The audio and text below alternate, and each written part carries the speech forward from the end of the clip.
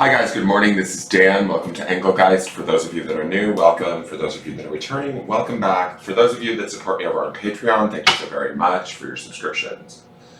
This is the daily all signs, broad spectrum, collective consciousness reading for anyone and everyone who sees this video whenever you see it, okay?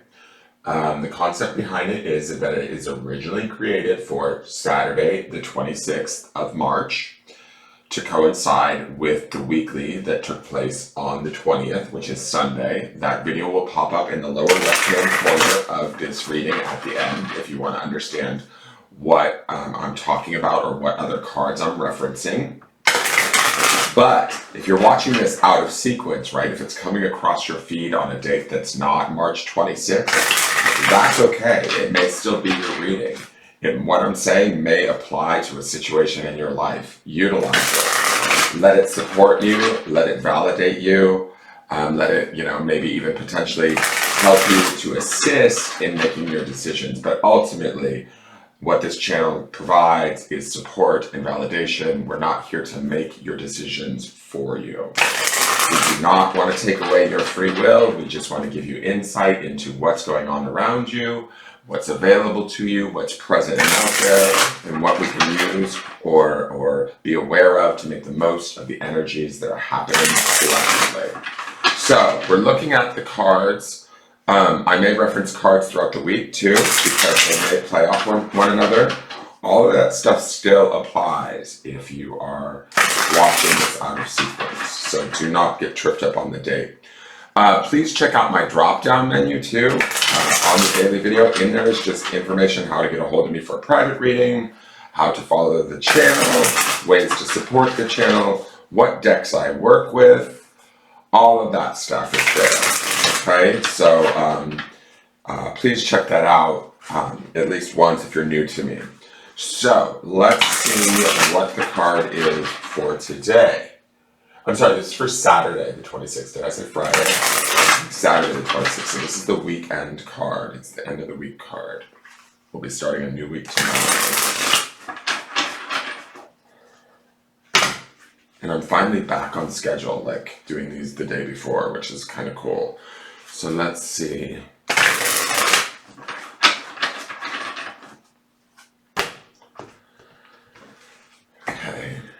And our card is the Queen of Cups. I will take her. So we had the Queen of Swords 2 days ago, right? Or was she just yesterday? No, she was 2 days ago. We had the Seven of Cups yesterday, right? Underneath these cards, during this weekend, like transfer into the weekend, from the Sunday reading is that Ten of Cups. So the fact that the Queen of Cups shows up makes me very happy, makes me very pleased. It feels like we are aligning, or we should be aligning with what it is that we want in a very feeling type of way. The Queen of Cups can represent emotions, does represent emotions, right? She can sometimes represent being overly emotional, but with her here, she feels calm to me. And we saw the Seven of Cups yesterday, which was a little bit of confusion, right? Seven of Cups oftentimes represents making a conscious choice, which ties into the Lovers card from the midweek. Some of you could be making big decisions around things that you love, care about deeply, whether it's familial relationships, romantic relationships, even like your career choices, like what am I most passionate about? These are the things that I feel like this week has been about for us. Each one of us is going to experience it differently. The Queen of Cups shows up here today to say that, okay, in the, 2 days ago when we had the Queen of Swords leading, we were leading a little bit more with our logic, not letting go of our emotions, but being more aware of, okay, what logically works here? What needs to be cut away? What is not working for me? And really kind of focusing on those things. The Queen of Cups today is going to feel things more. She's going to be more intuitive, more sensory, right? More allowing her intuition to lead her. And also, she ties very nicely into the 2 energy stones that we saw this week. We need to be clocking our energy and our emotions this week as we move forward through it, right? Because how we're feeling and what we're experiencing is probably what we're creating, right? On some level. It's going to come back around and boomerang back on us. And so we want to be aware of that. The Queen of Cups is all about sort of, I wouldn't say mastery of her feelings, but she's very comfortable in her feelings. She's not afraid of them. She doesn't shy away from them. This queen, I love her with the flower and the tea cup, right? The white of the flower and the white of the teacup definitely gives me a purity vibe, where she's sitting with the beauty and the purity of who she is and how she feels, and she's okay with that, even if it's not perfect, guys, right? Because yesterday was that Seven of Cups, which was a little bit of maybe delusion, confusion, unsure. We're a little bit more sure today, is what the Queen of Cups tells me. We're a little bit more clear and understanding and accepting of who we are and how we feel and what we want. And underneath this is that Ten of Cups, which is that long-term goal of well-being for not only ourselves, but for those that we love or situations that we care about, right? And we saw the Ten of Cups twice this week. It came up not only in the weekly as an underpinning energy, which is at work in the background behind this Queen of Cups today, but we also saw it show up in the cards during the dailies. So it's trying to tell us that we are pursuing what it is we desire, what it is we want at a deeply emotional level that will provide for ourselves and those around us that we care about, or situations around us that we care deeply about. Now, the Queen is going to lead with authority. She's going to lead with intelligence, but she's going to lead from a space, in my opinion, of a more feeling sense, right? A more sensory, emotional, does this feel right kind of feeling. I love how calm she looks to me in this card. Sometimes the Queen of Swords can represent like overly emotional or even sometimes depressive energy. She's not giving me that vibe today. Today she feels very kind of clear on what she wants. You know, I even almost want to say like she's holding that teacup and it's like she knows the tea, guys. And that's a phrase amongst, sort of drag queens. What's the tea? Like, what's the truth? She knows the truth. She feels the truth, and she's going to lead us towards that truth. And that truth resides in the desire of that Ten of Cups. The truth resides in the Lover's card that we saw in the midweek. Whatever it is we're pursuing this week. And what was our first card? It was another major arcana, the Star, which is also very much about one's personal truth of who we are, what we represent, how we project ourselves gently out into the universe, right? Embracing those softer, more vulnerable aspects of ourselves, all of it, basically. Queen of Cups is going to embrace all of that too, from a very true and loving, nurturing level. We might find ourselves being able to be of support to others today through this Queen of Cups. We might find ourselves being a little bit more emotionally intuitive today through this Queen of Cups, able to read people psychically a little bit more, pick up on things that maybe they're not even aware of within their own spaces, and act accordingly. But also acting from a place of like motherly compassion in a way, whether it's towards ourselves or towards others and situations that are happening around us. Does that make sense? She is going to lead us, my feeling is she's certainly informed enough, capable, and adept enough to lead us towards that Ten of Cups outcome that we seek underneath this. But we have to trust her, right? We have to trust our emotions. We have to check where we're at. And I think that that's also why we saw energy twice this week on two different stones. It's about really clocking like, okay, what's going on underneath the surface for us? Does this feel comfortable? Does this feel smooth? Does this feel in alignment? Do I feel like this is something that I want? Does this make me happy? You know, those are the questions we need to be asking, and then really being honest. And the honesty is that teacup and the white purity of that flower, that blooming of that flower in her hand, right? There could even be new realizations or new emotional realizations that are coming to us today that are actually assisting us in moving us forward in positive ways. So be open to that today.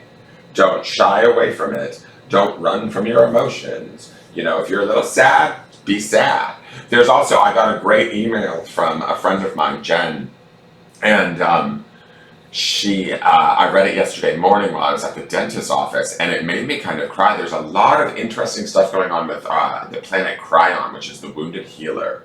And Cryon is moving into Aries, the sign of Aries. And depending on where Aries is in what house, or if you have the sign of Aries in a particular house in your chart, you're going to be doing healing work around that area or that house.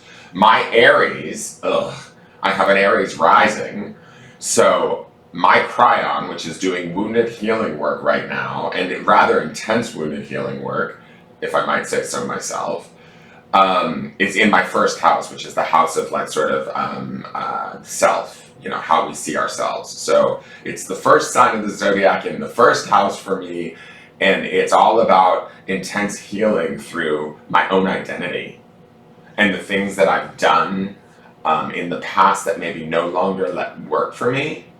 And the Virgo moon, the Virgo full moon we just experienced, is a little bit too practical to allow me to maybe continue on with some of the illusions or the behaviors that maybe served my identity previously, but no longer do.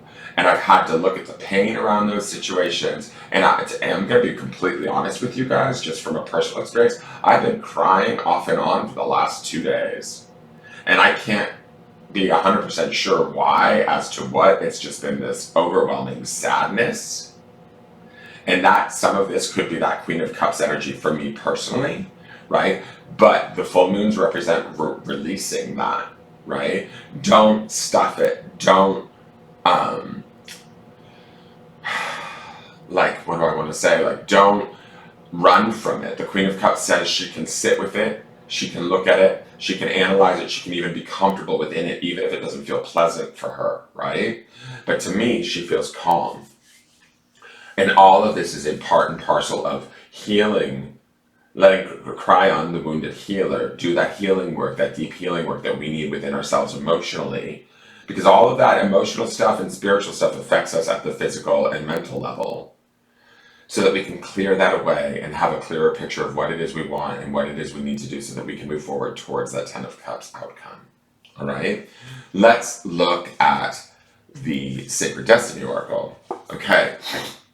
The word is delight. I love this because to me, we should take delight today. We should enjoy ourselves this Saturday. This bird looks like he's ready to take off to a new future, or at least to a future that is full of promise for him. He's still grounded on the ground, right, in the flowers. There's beauty all around him. But he's also getting ready to maybe take the next steps towards his journey, and take flight up into the air. The Queen of Cups would indicate us checking our feelings, understanding and being comfortable with those feelings to move ourselves towards the beauty and the abundance of that 10 of Cups that underpins this, right? So we should be feeling positive, even if there's some murkiness in here, right? Because we still have the influence of that 7 of Cups from yesterday. We're going to sort that out and then find happiness today is kind of the vibe that I'm getting from these cards. I am going to read you Delight. I remember Delight's story is a little bit different. It's about being part of a group, if I remember correctly, about how birds, sort of this type of bird, group together and that we're not alone. But I feel like that he also is giving me this vibe of, okay, I feel okay. I think I'm ready to start this next chapter. I'm ready to sit. I've grounded myself. I'm ready to take flight in this new understanding and the purity of this rose or this teacup, the purity of my emotions, what my emotions are informing me of as I move forward. Sparrows in spring grass. The sparrow gains its power from its numbers. In clusters, sparrows eat and forage, and predators are distracted and deterred, even intimidated by their numbers. Security and joy in numbers is a lesson of the sparrow. Within their community, sparrows are always busy living life fully. Many cultures align the meaning of the sparrow with joy, and in the Middle Ages, the sparrow was thought to relieve suffering, help one triumph over hardships, and bring joy. The sacred landscape wants you to know delight is expanding in your life. Clap your hands with glee. Spend time with others. Go to a community gathering. Host a party. The joy you experience will give birth to immense creativity and your life will still blossom, or will blossom. Share happiness and elation with others, and it will grow by leaps and bounds. This isn't the time to be serious or buckle down and get to work. This is the time to be spontaneous and madcap. Do not make hard and fast commitments. Don't sign any legal documents or make any pledges right now. Don't make any promises, or you might not be able to keep them. Give yourself permission to have fun, lots of fun, especially in community with others. So, I feel like the Queen of Cups is indicating, yes, feel it, own it, be it, live in those feelings, don't be afraid of those feelings, enjoy them. Sparrow is telling us to delight in those feelings, right? The Ten of Cups is the abundance of the warmth and wonder of those feelings. Also, the Ten of Cups would indicate the honoring of the grouping that the Sparrow speaks about, right? Of honoring those that we love, whether it's our family members, our partners, our children, our co-workers, whatever those things are, delight in those relationships that we have now. Allow them to be your guide emotionally as you move through this day, right? Because it's going to build upon itself and inform you and create your experience. And from that creation, you're just going to feel better. All right, here's the grounding stone for today. It's interesting because we had friends also come up. This is family. For some of you, it might be actually connecting to your real family. For some of you, it could be connecting to the people that you consider to be the family of one's choosing, right? That could be some of your best and closest friends, relying on them. Sparrow's telling you, in my opinion, Queen of Cups is telling you to live emotionally today. Do not fear your emotions. The family stone is like connecting to others, those that we love, those that we care most about, those that we consider to be our family, whether it's our birth family or our family of our choosing. Taking delight in them, like the card said, clap with glee, share your positive things today, whatever's working for you, your appreciation of them, all of that. Ground in that and let that be your guide through this day. It will bring about that Ten of Cups energy. Does that make sense?